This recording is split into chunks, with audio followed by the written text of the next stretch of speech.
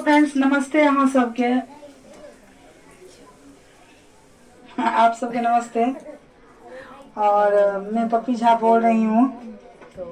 देखिए क्या होता है ना, बाबूजी तो दहेज बहुत दे देते हैं।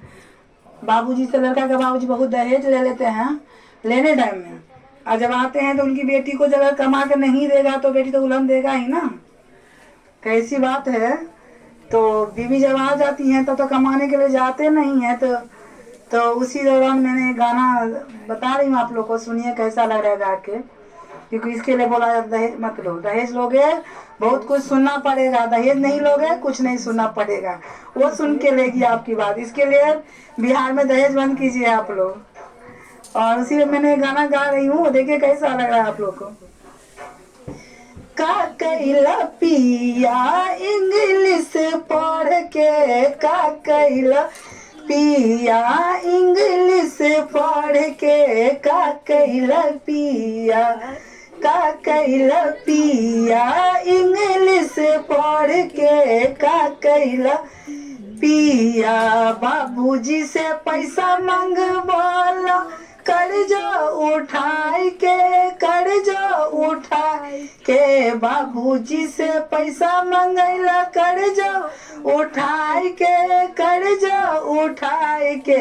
ऐसे मौज खूब कैला लड़की घुमाए के, ऐसे मौजी खूब कैला लड़की घुमाए के। का कैला पिया इंग्लिश पढ़ के, का कैला पिया।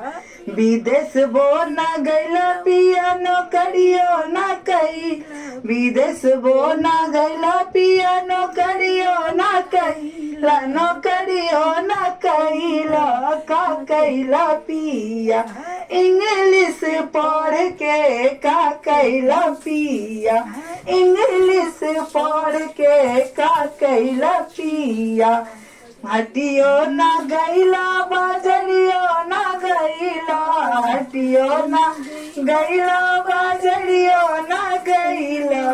दिन भर खैला पिया हमरा दिमाग के, का कैला पिया इंग्लिश पढ़ के, का कैला पिया इंग्लिश पढ़ के, का कैला पिया।